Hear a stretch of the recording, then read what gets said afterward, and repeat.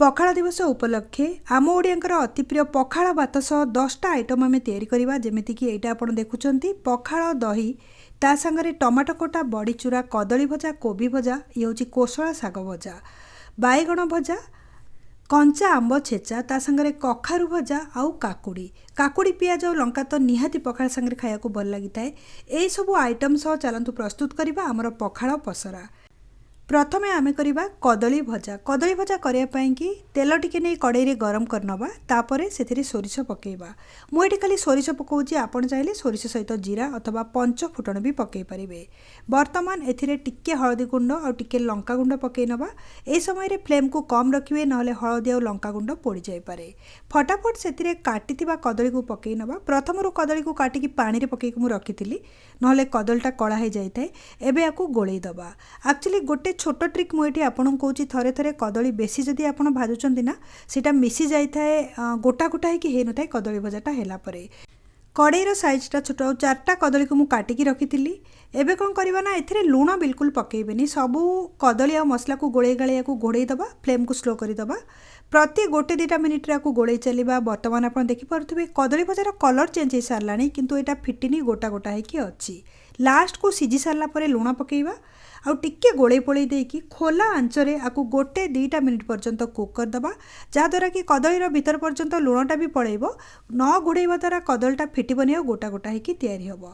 ऊपर टिके जीरा लंका गुंड आउ ता संगरे काश्मीरी रेड चिली पाउडर पकई दबा आउ थरे गोळेई दबा। वर्तमान आमर कदली भजा तैयारी हो गला। एबे आमे तैयारी करिबा कोबी भजा। टिके तेल को मु गरम करि नेइची सेथिरे पंच फुटण पकई दबा आउ तापरे कटा लंका और पियाज पकेइबा भल कि कलर चेंज होला पर्यंत कटा लंका और पियाज को भाजी दबा। तापरे एथिरे काश्मीरी रेड चिली पाउडर और हळदी पकेइबा आउ ता संगरे काटिकी रखिथिबा बीन आउ फुलकोबी को एथिरे पकेइ नबा भल कि गोळेई दबा। टिके लूण पकेइबा स्वाद हिसाब रे आपण लूण पकेइबे केतिकी क्वांटिटी रे आपण भजा करचंती। तापरे आकु घोड़ेई दबा मझिरे मझिरे आकु गोळेई नबा 3 रु 4 थर गोळेइबा गोटे 1.5 मिनिट छाड़ी छाड़ी तापरे चेक करिबा। मझिरे मु 2-3 थर गोळेई नेइथिली। वर्तमान आमे चेक करिबा भजाटा हे सारलानी सिझी सारलानी कोबी आउ बीन भल कि गोळेइला परे ऊपर आमे पकई नबा टिके आउ लंका गुंड नाली लंका गुंड जहाँद्वारा कि भजार कलरटा भल आसीबो। वर्तमान आमर कोबी भजा भी तैयारी हो गला। एबे बड़ी चूरा करिया पई कि बड़ी को आमे भाजी नबा। गोटे कड़ाई को मुठी गरम करि नेइची सेथिरे 3-4 चम्मच तेल नै जिबा तापरे बड़ी एथिरे नै जिबा। नॉर्मल छोट छोट बड़ी जोथिरे हमर बड़ी चूरा हेताए बिरी बड़ी एटा आकु भाजी दबा उल्टा पलटा करी करी स्लो फ्लेम रे कलर चेंज होला पर्यंत भल कि भाजी दबा जहाँद्वारा कि कंचा फ्लेवरटा बड़ीर पळेई जिवो। वर्तमान देखि पारथिबे आपण बड़ीर कलर चेंज हे सारिची टिके आकु ठंडा करि दबा तापरे आकु आमे चुरीबा। बड़ीटा वर्तमान पूरा ठंडा हे आसलानी। एबे कोन करबा ना गोटे ब्लेंडर जार रे आमे पियाज कंचा लंका ता संगरे भाजी थिबा बड़ी की नै जिबा। एमिति तो आपण आकु नॉर्मल कुटिकी भी करि परिबे। पल्स मोड रे आकु आमे ब्लेंड करिबा बिल्कुल पाउडर करबानी एकदम खदरा करिकी 2-3 थर बुले दबा। एबे देखि पारथिबे आपण बड़ी चूरा तो प्रस्तुत हे सारलानी। आकु गोटे ताटिया रे नै जिबा आउ एथिरे आमे लूण पकेइबा लूण पकेइ भल कि गोळेई दबा।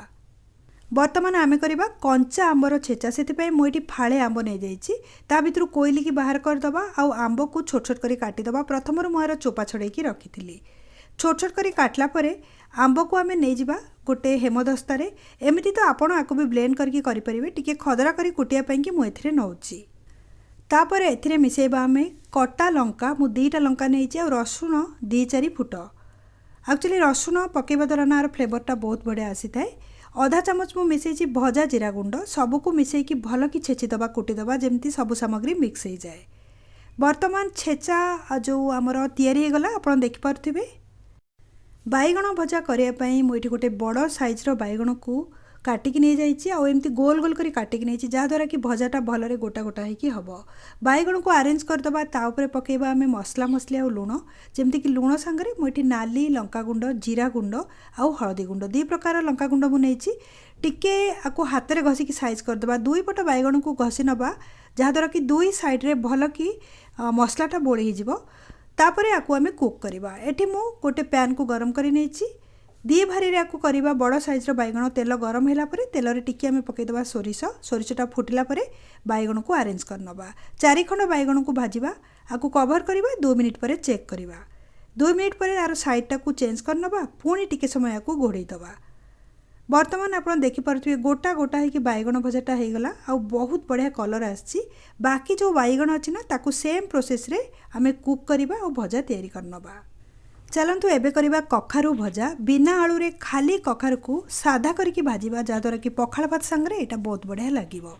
तेल टिके गरम कर नहीं से जीरा सोरस पकईदबा आम टे समय छाड़ीदे फुटिया कि तापरे एथिरे भजा जीरा गुंड लंका गुंड और हलदी गुंड पकई नवा आ कखारु को एथिरे पकईबा। प्रथम कखार चोपा छड़ी छोट छोट कर काटिकी रखी।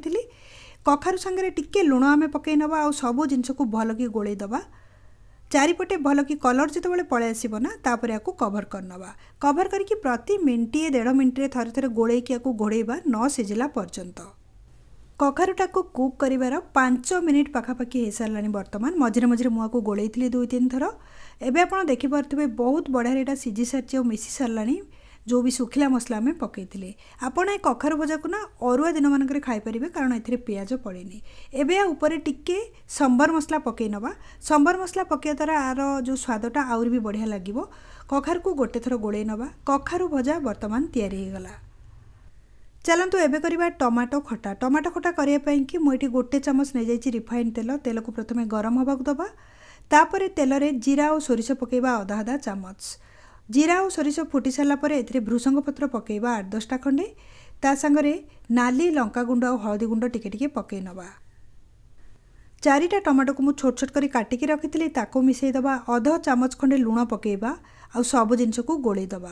गोलैला पर या घोड़ेदबा। स्लो फ्लेम रे 2-3 मिनिट पर्यंत कुक करवा। तापर चेक करवा। 2 मिनिट ऊपर हो सारा। घोड़णटा को काढ़ी बर्तमान चेक करनवा।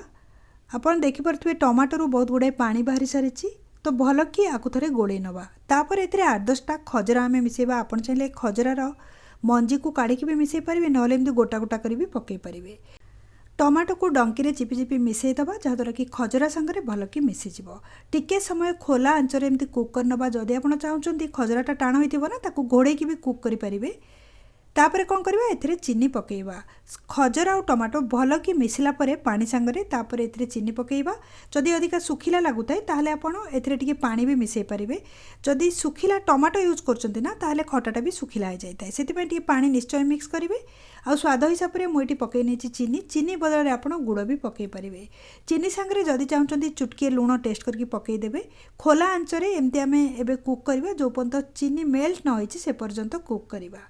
चीनी मेल्ट होला परे कलरटा चेंज होगी बहुत बढ़िया कलर आसो टमाटो खटार।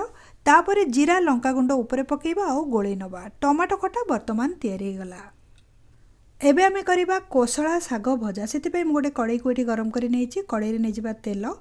तेलटा जितेबाला गरम हो सोरिष और जीरा पकईबा अध चामच। सोरिष जीरा फुटी सारापर एथिरे आमे पकईदबा बैगण। बैगण को प्रथम काटिक मु धोईकी रखी। बैगण जब पकाउछन्ते ना कोसला सागरे मिसीगला परे बहुत बढ़िया मेंचा मेंचा ही साग भजाटा लगी थाए। लुण टिके मुझे पकई नहीं ता सांगरे हलदी गुंड और लंका गुंड टिके टिके बैगण उपर पकईदबा और गोलैदबा। बर्तमान बैगण को कवर करदबा। 1-2 मिनिट पर्यंत आपको रांधिया को दबा। तापर आम ए साग को मिसेबा। 2 मिनिट पाखापाखि हो गला। बैगणटा भी अधा कुक हो सारा। प्रथम कोसला साग को भल कि धोईकी मु काटिकी रखी। साग को एथिरे पकईबा आ पकईला परे ना हाई फ्लेम रे टिके घांटीदबा जहाँद्वारा कि सागर मात्राटा कम हो। 2टा रसुण कोला को मुझे छेचिकी रखी सागरे मिसईदबा। आपको गोलई पोलई दबा। किछि समय पर सागर क्वांटिटी जितेबाला कम हो कवर करदबा 1-2 मिनिट पर्यंत स्लो फ्लेम रे। बर्तमान आप देखिपे सागटा बहुत बढ़िया भाजी सारा। आउ एथिरे रसुण पकईचे ना से बास्नाटा बहुत बढ़िया आसूची। सबू तरकारी पत्र तो आमे बर्तमान तैयारी करदेले। प्रथम मु भात को रांधिकी ठंडा करके रखी। बर्तमान भात रे आमे पानी मिसईदबा। आपन चाहिए बासी पखाड़ा भी करें। मुझे सज पखाड़ा करुच्ची। ता संगे दही गोटे ताटिया नहीं चाहिए दही भी एकाथरे भात संगे मिसई पारे। दही आउ भात रे छुंक आमे पकईदबा। मु प्रथम दही आउ भात रे लुण पकईकी रखी। आउ ऊपर गोटे गोटे लंका आमे रखीदबा जहाँद्वारा कि लंकाटा चकटिकी खाइबा द्वारा ना पखाड़ भातर स्वादटा 2 गुणित होता है। पखाड़ भात उपर पियाज कटा आउ लेंबू कटा आमे सजईदबा और टिके धनिया पत्र पकईदबा पखाड़ भात आउ दही उपरे जहाँद्वारा कि एथुर गोटे बहुत बढ़िया फ्लेवर आसिबो। कई कई तो तेंतुली भी रखी था भिजेकी तेंतुली टिके पखाड़ भात रे पकई देता जहाँद्वारा कि सज पखाड़ खटा खटा होगी लगी थाए। बर्तमान ता सहित आमे जो सबू तैयारी करके रखी भजा भजी आउ बड़ी चूरा ताकू नहीं जिबा। मुझे काकुड़ी पियाज और लंका को काटी गोटे प्लेट्रे नहीं जाइए ताहले एबे हमर पखाल पसरा माने पखाल भात 10 प्रकार आइटम तैयारी गला। आपण भी गोटे थर निश्चय ट्राए करंतु बहुत बढ़िया स्वाद लगी था। कई तो माछ भजा भी पखाल भात सांगे करथांती। रेसिपीटी आपण मानकु केमिति लागिला रेसिपी विषय रे आपण मन रे जहाँ भी क्वेश्चन अछि कमेंट सेक्शन में शेयर करंतु।